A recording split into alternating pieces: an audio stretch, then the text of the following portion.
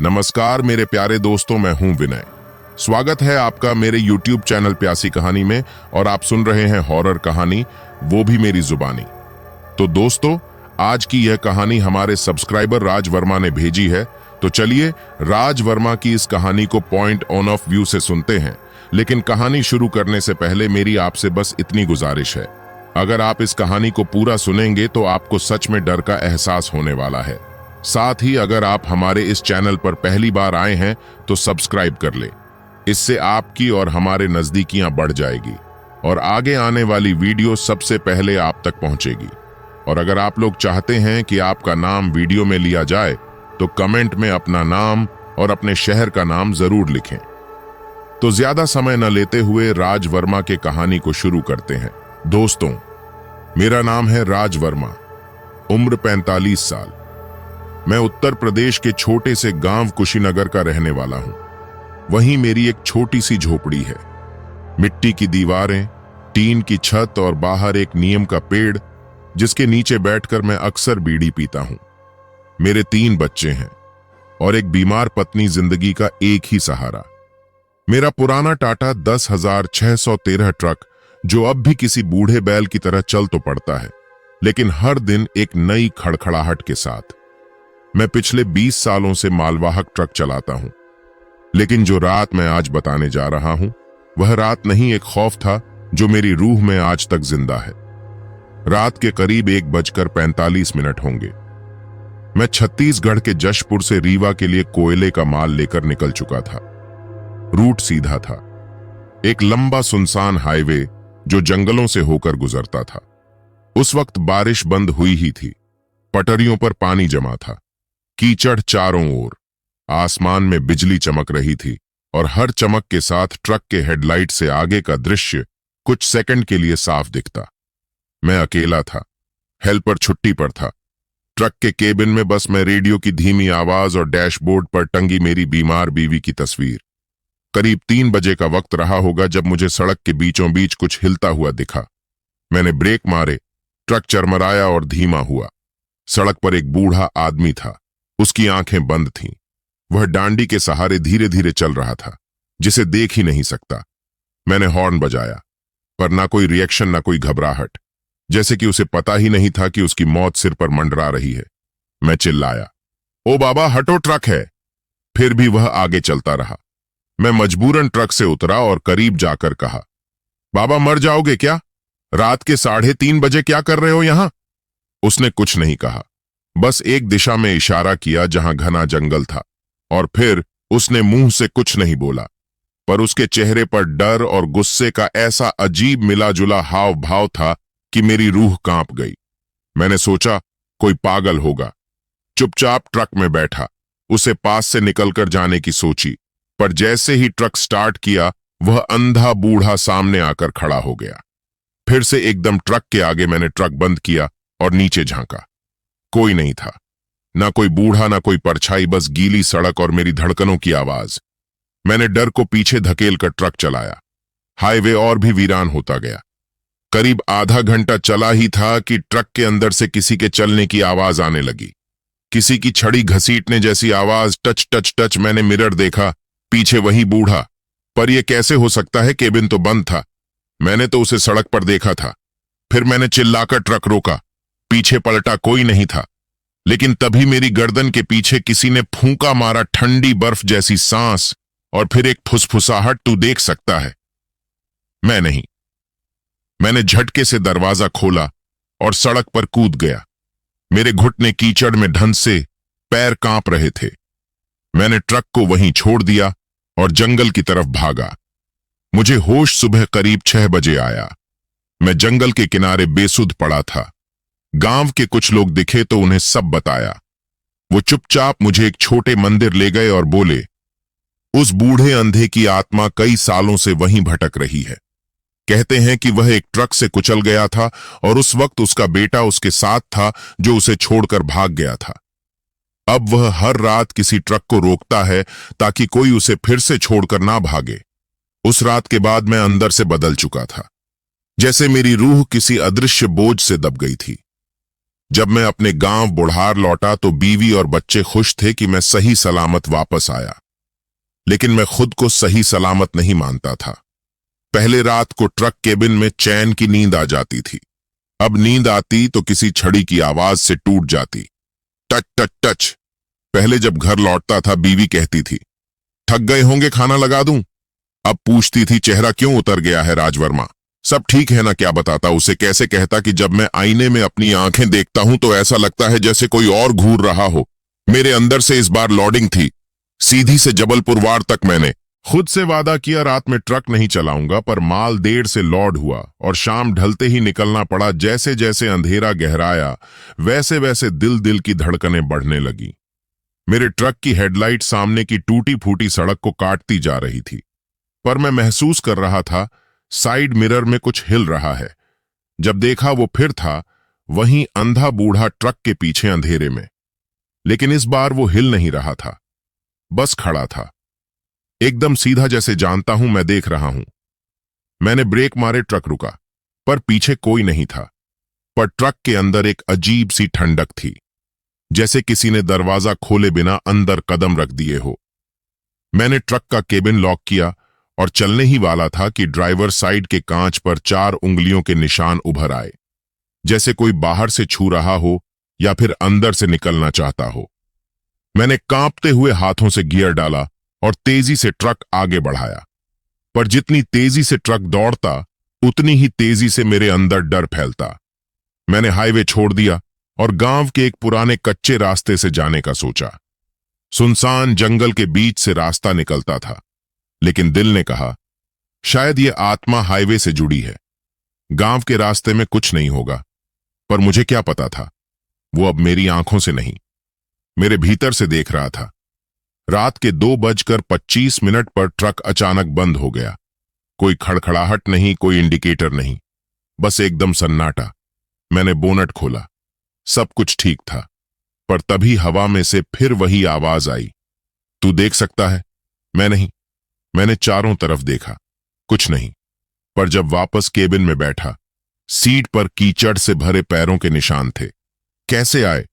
मैं तो बाहर से साफ पैर लेकर आया था। अब हर दिन एक जंग थी, नींद के साथ, यादों के साथ और उसके साथ। जब मैं खिड़की खोलता वो फुसफुसाता, जब रेडियो ऑन करता अचानक रेडियो बंद हो जाता और रेडियो से वही आवाज आती, तू मेरी आंखें हैं। उस रात मैं ट्रक नहीं चला रहा था, घर पर था। बीवी और बच्चे सो गए थे।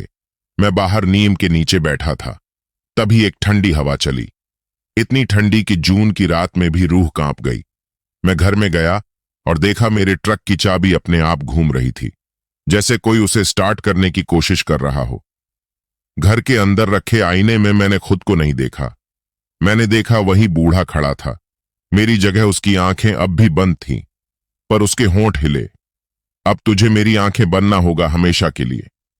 जब आप अकेले किसी ट्रक में हाईवे पर हो तो बहुत कुछ ऐसा दिखता है जिसे आप नजरअंदाज कर सकते हैं, पर जब वही चीजें आपके घर के अंदर होने लगे तब नजर हटाना मुमकिन नहीं होता। उस रात नींद नहीं आ रही थी। मैं घर के बाहर उसी नीम के पेड़ के नीचे बैठा था, जहां अक्सर गांव के बूढ़े कहानियां सुनाया करते थे। हवा बिल्कुल नहीं चल रही थी, लेकिन ऊपर की पत्तियां अपने आप हिल रही थीं, जैसे कोई ऊपर चढ़ा हो, अदृश्य कोई। तभी एक धीमी सी आवाज आई, बिल्कुल कान के पास। राजवर्मा। मैंने झट से गर्दन घुमाई। कोई नहीं था, पर वो आवाज मेरे कान में नहीं, मेरे अंदर गूंजी थी। जब मैं बिस्तर पर लेटता हूं तो लगता है जैसे किसी ने मेरे पैरों को पकड़ रखा है, ना ज्यादा जोर से, ना ज्यादा ढीले, बस रोक के रखा है। हर रात कुछ ना कुछ बदल जाता है। कभी छत पर धीमी चाल की आवाज, कभी अलमारी का दरवाजा खुला हुआ, कभी दीवार पर बने हाथ के निशान जो सुबह गायब हो जाते हैं। पहले ट्रक से डीजल और धूल की महक आती थी, अब एक सड़ी हुई गीली लकड़ी की गंध। मालिक भी पूछने लगा, क्या तू ट्रक में कुछ सड़ा सामान लाता है? मैं सिर्फ मुस्कुरा देता हूं। क्या बताऊं उसे, वो मेरे अंदर समा चुका है, लेकिन किसी भूत की तरह नहीं, किसी यात्री की तरह जो उतरने का नाम नहीं लेता।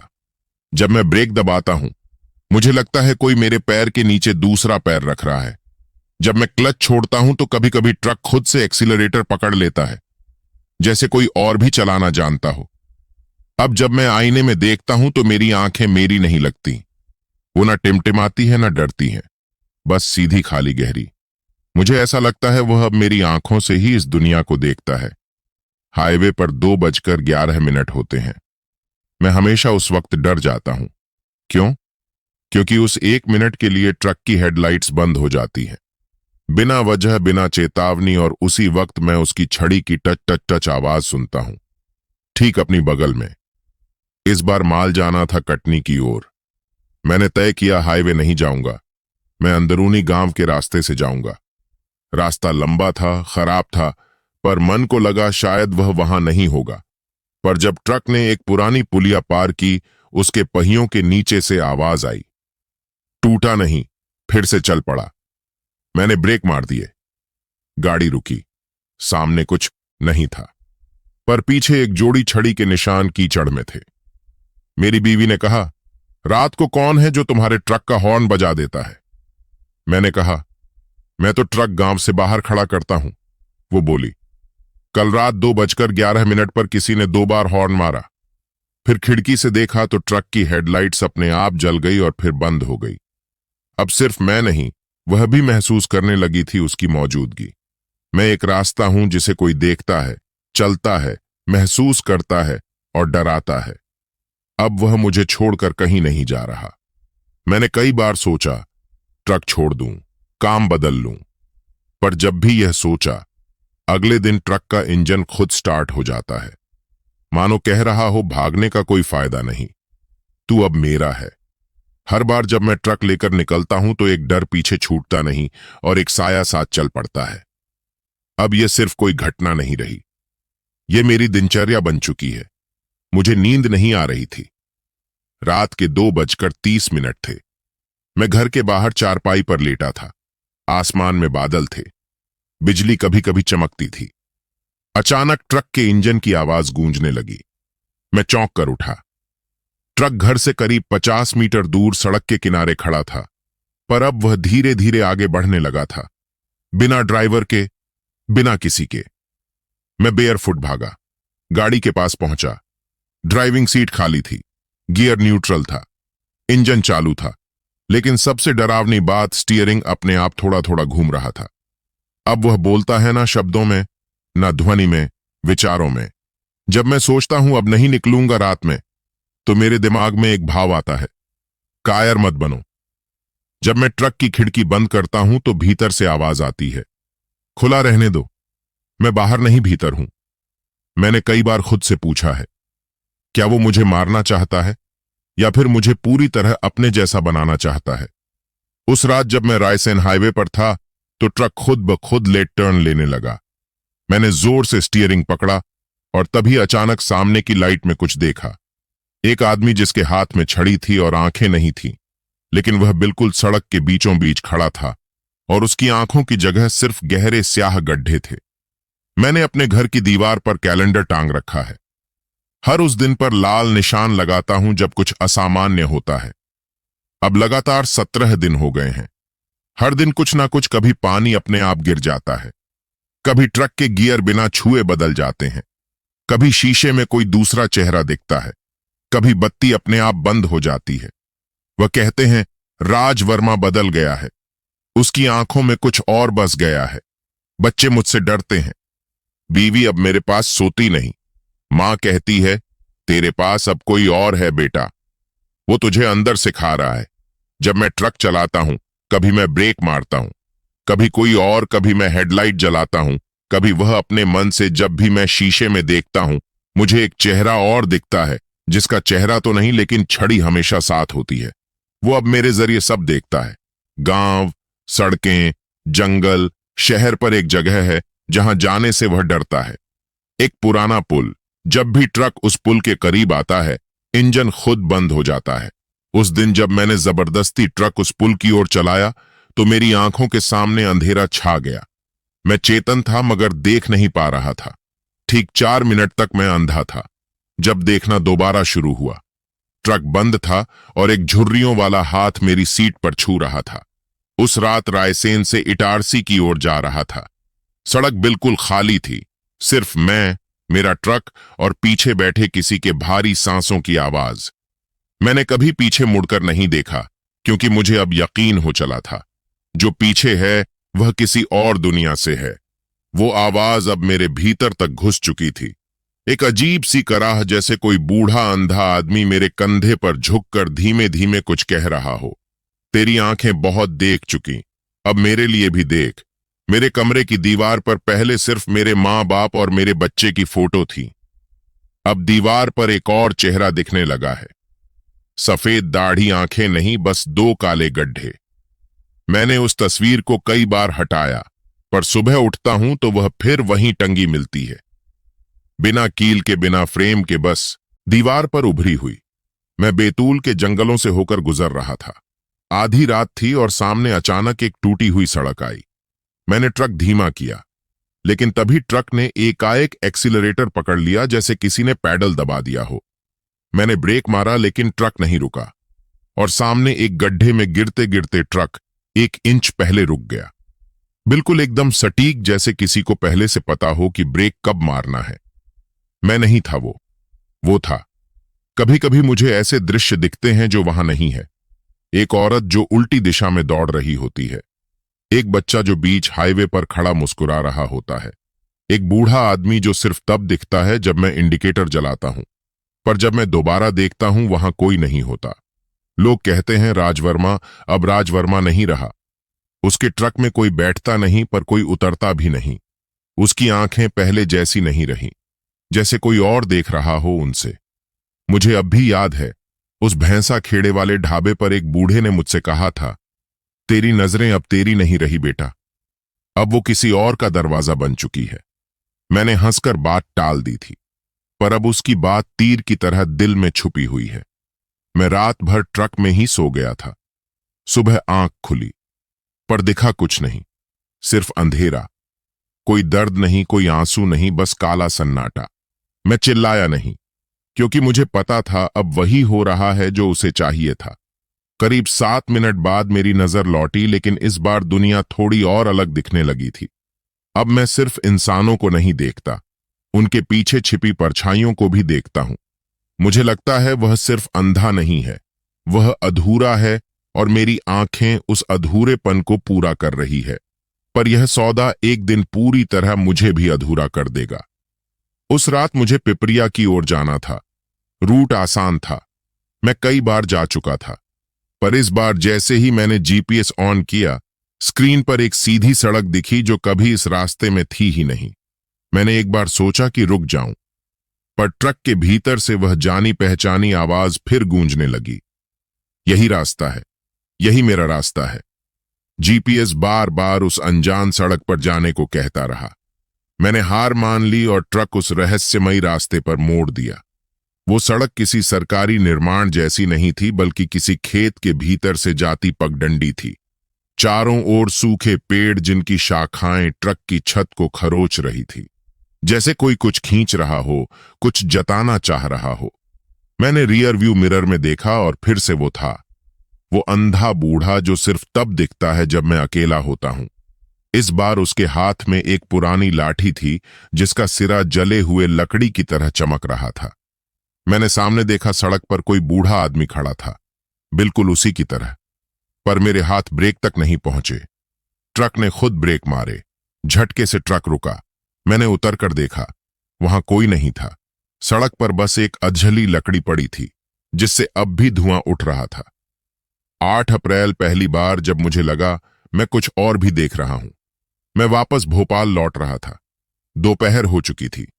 सड़क पर हल्का ट्रैफिक था। तभी मैंने देखा, एक ट्रक सामने से आ रहा है, बिल्कुल मेरे ट्रक की तरह। रंग, नंबर प्लेट, पीछे लगे सिंदूरी धागे, सब एक जैसे। मैंने ध्यान से देखा, वो ट्रक खाली था, ड्राइवर सीट भी खाली थी, लेकिन वो ट्रक मेरी तरफ नहीं, बिल्कुल मेरे ट्रक के साथ साथ चलने लगा, जैसे कोई परछाई। हर रात मैं सोचता हूं कि अगली सुबह सब सामान्य होगा, पर नहीं। अब जब मैं रियर मिरर में देखता हूं तो वहां सिर्फ पीछे की सड़क नहीं दिखती, बल्कि आगे का डर भी छलकने लगा है। मैं लोगों के चेहरे पहचान नहीं पा रहा जिन्हें मैं सालों से जानता हूं। अब उनके चेहरों पर धुंध जैसी परतें छड़ी रहती हैं। मुझे शक होने लगा है, क्या मैं अब उसी की आंखों से देख रहा हूं? रात को ट्रक पार्क कर मैं ढाबे पर खाना खा रहा था। बाहर अचानक किसी ने चिल्लाकर कहा, अरे भाई, आपके ट्रक की छत पर कोई बैठा है। मैं भागकर बाहर आया। छत पर कुछ नहीं था, पर जैसे ही मैं अंदर गया, डैशबोर्ड पर एक लकड़ी का टुकड़ा रखा था, बिल्कुल उसी लाठी की तरह जो मैंने उस रात देखी थी। मुझे खुद की आवाज अब अजनबी लगने लगी है। मेरे सपनों में अब वो रास्ते आते हैं जिन पर मैंने कभी ट्रक नहीं चलाया। फिर भी मुझे पता होता है कि वह कहां मुड़ते हैं, कहां खत्म होते हैं। ये सब मेरी यादों में कैसे हैं? क्या उसने मेरी यादों में भी अपने निशान छोड़ दिए हैं? मैं भोपाल आया था अपने बेटे के जन्मदिन पर। रात को जब केक काटा गया तो उसने जो बात कही, उसे मेरी रूह कांप गई। पापा, आपके पीछे एक बूढ़ा खड़ा है। उसके पास आंखें नहीं हैं, पर वह मुझे घूर रहा है। सारे मेहमान ठाके मारकर हंस पड़े, पर मैं समझ गया, अब यह सिर्फ मेरा नहीं रहा। उस दिन रात को एक बार फिर वही रास्ता चालू हुआ, जीपीएस पर नहीं, मेरे मन में। मैंने ट्रक स्टार्ट किया। रात के 12 बज चुके थे। भोपाल से जबलपुर की ओर बढ़ना था, पर जैसे ही रायसेन पार किया, एक वीरान मोड़ दिखा। मैंने ट्रक उस ओर मोड़ा बिना कोई कारण, जैसे किसी अदृश्य ताकत ने स्टीयरिंग पकड़ लिया हो। सड़क पर चारों ओर घना सन्नाटा था। ना कोई ढाबा, ना स्ट्रीट लाइट, बस ट्रक की हेडलाइट और अंधेरे का साथ। मैंने जेब से मोबाइल निकाला। No network. जीपीएस घूम रहा था, लेकिन लोकेशन ब्लैंक थी। ट्रक की खिड़की के बाहर देखा। सड़क अब मिट्टी की हो गई थी और बाईं ओर एक टूटी हुई पुरानी पुलिया, जिसके पास एक बोर्ड पड़ा था, ध्यान दें, यह रास्ता बंद है। लेकिन ट्रक रुक नहीं रहा था। ब्रेक ने जवाब दे दिया। गति खुद से बढ़ रही थी। मैंने इंजन बंद किया, पर ट्रक अब खुद चल रहा था। कुछ दूर जाकर ट्रक अपने आप रुक गया। एक टूटी फूटी इमारत के सामने छोटा सा बोर्ड लटक रहा था, सरकारी प्राथमिक विद्यालय बंद 1983। में ट्रक से उतरा। सब कुछ इतना शांत था कि मेरी सांस की आवाज भी भारी लगने लगी। मैंने उस स्कूल की दीवारों पर हाथ फेरा। धूल, सीलन और कुछ खरोच जैसे निशान, जिनमें मेरा ही नाम लिखा था। राज वर्मा। मैं पीछे हटा। मैंने कभी इस स्कूल को देखा तक नहीं था, तो मेरा नाम यहां क्यों लिखा है? स्कूल के भीतर अंधेरा था, पर कक्षा नंबर 3 की खिड़की खुली थी। वहां एक बेंच थी और उसके ठीक सामने दीवार पर वही अंधा बूढ़ा खड़ा था। ना मूवमेंट, ना आवाज, बस उसकी परछाई। मैं पीछे मुड़ा। वहां कोई नहीं था, पर जैसे ही दोबारा देखा, उसकी परछाई अब मेरी तरफ मुड़ी हुई थी। मैं वहीं जम गया। मैं किसी तरह दौड़कर ट्रक तक आया।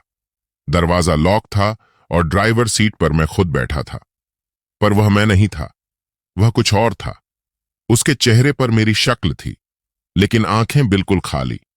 मैंने पीछे कदम खींचे, पर दरवाजा अपने आप खुला। मैं अंदर गया और फिर से सब वैसा ही हो गया। कोई नहीं, ड्राइवर सीट खाली, पर स्टीयरिंग पर अब 2 जले हुए उंगलियों के निशान थे, जैसे किसी ने गर्म हाथों से उसे पकड़कर रास्ता तय किया हो। मैं घर लौट आया, पर उस रात पहली बार मुझे सपना आया, या शायद सपना नहीं, कोई सच मैंने देखा। वही स्कूल, वही बेंच, और मैं बैठा हूं क्लास में। मेरे सामने वही अंधा बूढ़ा जिसने मुझे अपनी लाठी पकड़ाई और बोला, अब रास्ता तू दिखाएगा। वही जली हुई लकड़ी की लाठी जिसे मैंने कभी छुआ नहीं था, अब मेरे बिस्तर के पास थी। मैंने मां से पूछा। उन्होंने कहा, यह तो तेरे साथ ही ट्रक से आई है। मैं जहां भी जाता हूं, वह परछाई अब पहले पहुंच जाती है। दूसरे ड्राइवर मुझसे नजरें चुराते हैं, कहते हैं, तेरे ट्रक से अजीब सी गंध आती है, जैसे कुछ जला हो। और सबसे डरावनी बात, मेरे ट्रक की हेडलाइट अब दिन में भी अपने आप जल जाती है। मुझे अब नहीं पता कि मैं ट्रक चला रहा हूं या ट्रक मुझे। उस रात मैं सो नहीं सका। अगली सुबह मैं सीधे जिला रिकॉर्ड ऑफिस गया। बहाना किया कि मुझे उस स्कूल की जानकारी चाहिए जहां 1983 में ताला पड़ा था। क्लर्क ने ढूंढते ढूंढते एक पुरानी गंधाती हुई फाइल निकाली। उस पर लिखा था, प्राथमिक विद्यालय खोदपुर गांव 1983 बंद। मैंने फाइल खोली और उस पन्ने पर नजर गई जिसमें आखिरी एंट्री थी, दिनांक 17 सितंबर 1983 विद्यालय स्थायी रूप से बंद किया गया। कारण स्कूल में पढ़ा रहे शिक्षक राज वर्मा द्वारा विद्यार्थियों को एक के बाद एक पीट पीट कर मार डालने की पुष्टि। मेरी सांस रुक गई। राज वर्मा मेरा ही नाम नीचे लिखा था। उक्त शिक्षक मानसिक रोगी था। गिरफ्तार नहीं हो सका क्योंकि उसी रात विद्यालय के कमरे नंबर 3 में आग लगने से वह जलकर मर गया। मैंने पन्ना बंद किया। वह अंधा भूत जिसकी परछाई स्कूल में दिखती थी वही था, राज वर्मा। उसने मासूम बच्चों की जान ली थी और अब अपनी मौत के बाद वह किसी ऐसे को खोज रहा था जिसका नाम भी राज वर्मा हो, ताकि वह दोबारा इस दुनिया में लौट सके। मेरे नाम और पेशे से मिलती जुलती पहचान को उसने एक दर्पण समझा। मैंने फैसला किया उस स्कूल को एक बार और जाकर हमेशा के लिए बंद करना है। रात के 2 बजे ट्रक लेकर निकला। जीपीएस फिर से ब्लैंक हो गया, पर अब मैं जानता था रास्ता कहां है। स्कूल की तरफ बढ़ा और फिर वही टूटी पुलियां, वही खंडहर, लेकिन अब स्कूल नहीं था। हां, वहां कुछ नहीं था, सिर्फ जली हुई जमीन और एक लकड़ी की लाठी जमीन में खुद ब खुद गड़ी हुई थी, जैसे किसी ने उसे खुद वहां छोड़ा हो। मैंने उसे निकालकर स्कूल की जगह पर रख दी और वहीं बैठ गया। सूरज की पहली किरण के साथ मुझे ऐसा लगा जैसे किसी ने मेरी छाती से भारी बोझ हटा लिया हो। मैंने ट्रक स्टार्ट किया। इस बार ट्रक मेरे कंट्रोल में था। ब्रेक काम कर रहे थे, जीपीएस चालू था और पीछे मुड़कर देखा तो वहां अब कुछ नहीं था, न स्कूल, न परछाई, न वह अंधा भूत। अब मैं वहीं ट्रक चलाता हूं, रात के सफर करता हूं, लेकिन अब कोई लाठी, कोई गंध, कोई परछाई मेरा पीछा नहीं करती। पर जब कभी कोई नया ट्रक ड्राइवर मुझे पूछता है, भाई क्या तूने कभी हाईवे पर कुछ अजीब देखा है, तो मैं सिर्फ मुस्कुराकर कहता, हम देखा नहीं महसूस किया है। कुछ रूहें शांति नहीं वापसी चाहती हैं, वो नाम खोजती हैं, चेहरा नहीं। अगर कभी तुम्हारा नाम किसी भूत से मेल खा जाए तो यकीन मानो तुम्हारा पीछा कोई कर रहा है, वह जिसे देखने के लिए आंखें चाहिए हैं। तो दोस्तों, यह थी हमारी आज की कहानी। कहानी आपको कैसी लगी ये आप मुझे कमेंट बॉक्स में कमेंट करके जरूर बताना। अब जिन भाइयों ने अपना नाम वीडियो में कमेंट किया था उनका नाम लेते हैं।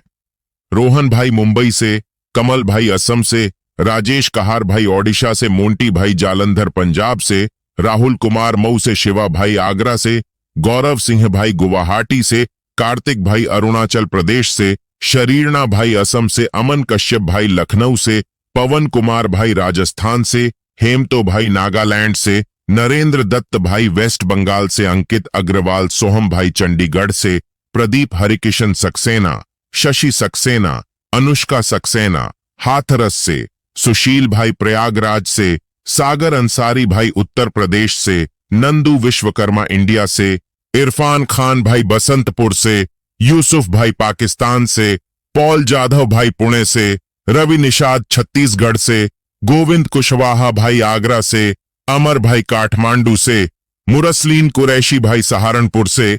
और अगर आप लोग भी चाहते हैं कि आपका नाम वीडियो में लिया जाए तो अपना नाम और अपने शहर का नाम वीडियो में कमेंट करें और चैनल को सब्सक्राइब करें ताकि डरावनी कहानी आप तक पहुंचे। फिर कल मिलते हैं एक नई कहानी के साथ।